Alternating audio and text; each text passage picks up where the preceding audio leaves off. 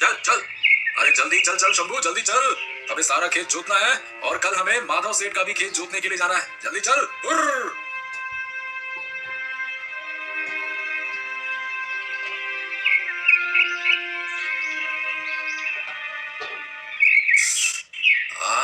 अरे बाप रे, इतनी कड़क धूप, मेरी तो जान निकलती जा रही है। हाँ, थोड़ा सा पानी पी लेता हूँ, फिर आराम से जुताई कर लेता हूँ।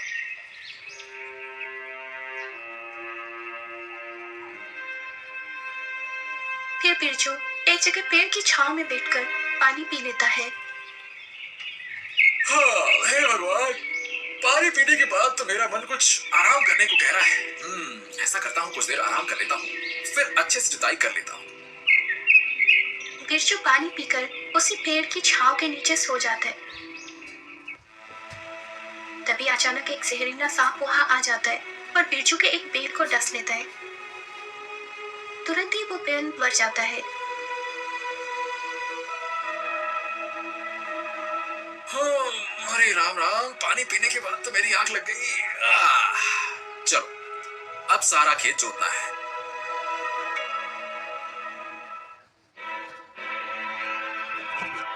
अरे ये क्या हो गया मेरे बैल को? हे भगवान, मेरे बैल को तो किसी जहरीले सर्प ने काटा है। अब मैं क्या करूं? एक ही तो सहारा था, अब मैं किससे मदद मांगू?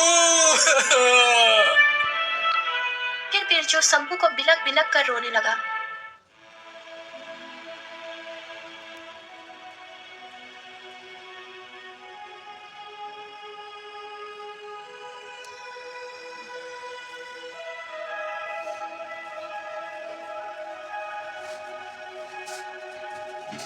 क्या हुआ बिरजू, तुम रो क्यों रहे हो?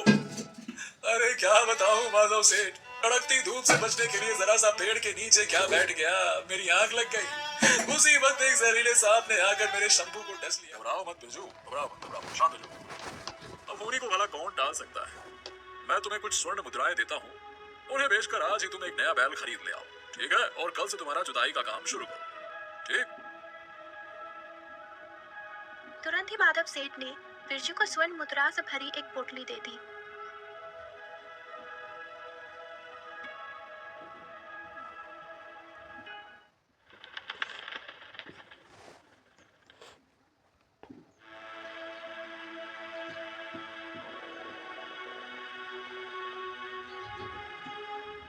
हाय हाय, मैं तो लुट गया, मैं तो मर गया। मैं क्या खाऊंगा और अपने बच्चों को क्या खिलाऊंगा? अरे ये सदानंद पेड़ के नीचे बैठकर रो क्यों रहा है? चलो जाकर देख लेता हूँ। क्या हुआ सदानंद, इतने जोर जोर से क्यों रो रहे हो? ऐसी कौन सी आफत आ गई तुम पर? अरे क्या बताऊं माधव से, अरे परसों ही खेत में अनाज के बीज बो दिए थे, लेकिन आज आकर देखता हूँ तो सारे अनाज के बीज कबूतर और चिड़िया खा चुके हैं। अब दोबारा बीज बोने के लिए घर में बीज ही नहीं है और ना ही खरीदने के लिए पैसे। और अगर इस साल फसल नहीं हुई तो मेरा परिवार क्या खाएगा? अब तुम ही बताओ मैं क्या करूँ? अरे इसमें रोने की क्या बात है सदानंद? ऐसा करो कि तुम कुछ पैसे रख लो, ठीक है? और उन पैसों से अनाज के बीज खरीद कर दोबारा खेत में डाल दो। और याद रहे, जब तक फसल पैदा होके काटने नहीं आते तब तक उसकी देखभाल करोगे, ठीक है? हाँ माधव सेठ, आपका मैं ये ऋण कभी नहीं भूलूंगा। मुझे कुछ समझ नहीं आया इसीलिए मुझे रोना आया। मैं आपको सच्चे दिल से धन्यवाद देता हूँ। यह है माधव। गांव में लोग प्यार से उसे माधव सेठ कहते थे, क्योंकि उसका काम ही कुछ ऐसा था। जब भी कोई गरीब लाचार मुसीबत में होता तो वह अंदर से बहुत दुखी होता और पूरे दिल से अपने तरफ से उनकी मदद करता। हर वक्त इसी सोच में डूबा रहता कि वो गरीब दुखी लोगों की किस प्रकार मदद करे। जब भी वो किसी की मदद करता तब लोग उसे भर भर के दुआएं देते, जिससे माधव सेठ बहुत खुश होता। लेकिन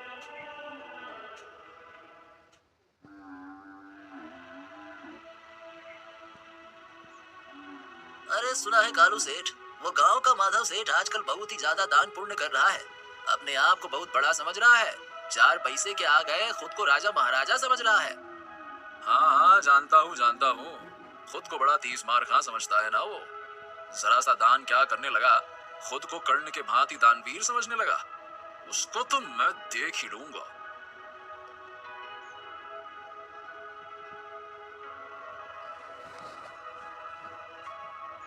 फिर कालू सेठ उस इलाके के डाकू गंगा सिंह को माधव सेठ को मारने की सुपारी दे दी।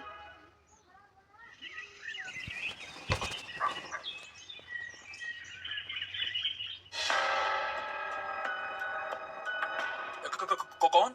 हाथ में चाकू लेकर क्यों आए हो? मैं चंगा सिंह इलाके का मशहूर डाकू। 50-50 कोस दूर जब रात में बच्चे रोते हैं ना, तो उनकी माएं मेरा नाम बताती है कि सो जा, नहीं तो चंगा सिंह आ जाएगा। फिर वो बच्चा सोता नहीं, फिर जोर जोर से रोता है।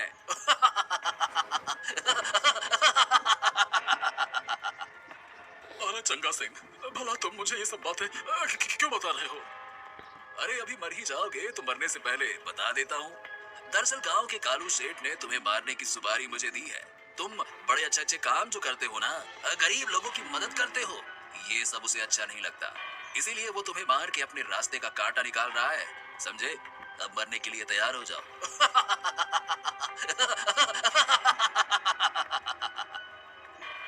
इतना सुनते ही माधव सेठ वहां से जी जान से भागता है, यह सोचकर कि आज उसका अंतिम दिन है। फिर माधव सेठ जंगल की ओर भागकर अंदर घने जंगल में जाकर एक पेड़ के पीछे छिपकर बैठ जाता है।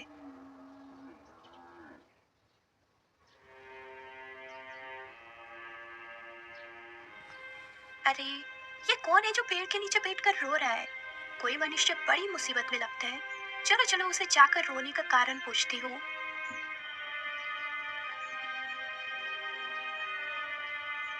अरे भाई, तुम कौन हो और तुम यहाँ बैठ के रो क्यों रहे हो?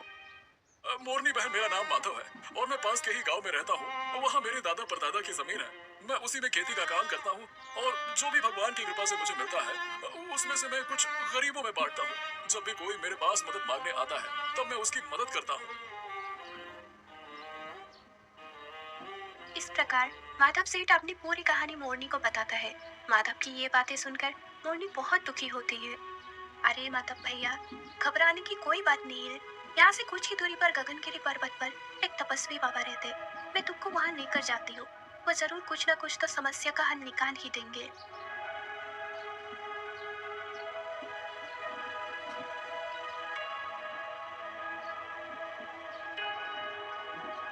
फिर मोरनी माधव सेठ को उस तपस्वी बाबा के पास गगनगिरी पर्वत पे लेके जाता है।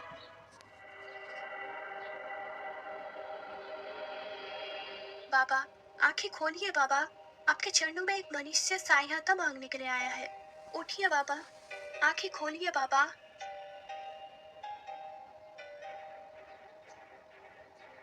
फिर माधव सेठ अपनी पूरी कहानी उस तपस्वी को बताता है और बताता है कि अगर वो वापस गांव लौट भी गया तो कभी न कभी कालू सेठ उसे जान से मार ही देगा।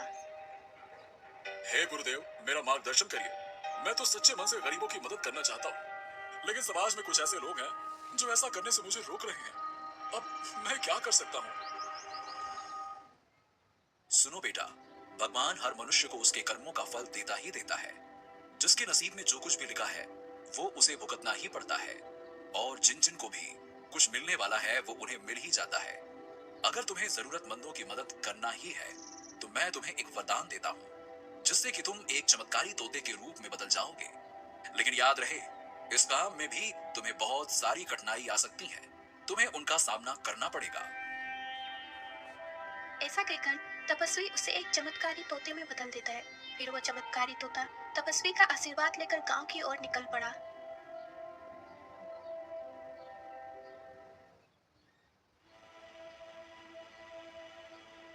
हाँ, 2 दिन से काम ढूंढ रहा हूँ, काम ही नहीं मिला। घर पर बच्चे भूख से तड़प रहे हैं। घर में खाने के लिए अनाज का दाना तक नहीं है। हे भगवान, ऐसे में मैं क्या करूँ?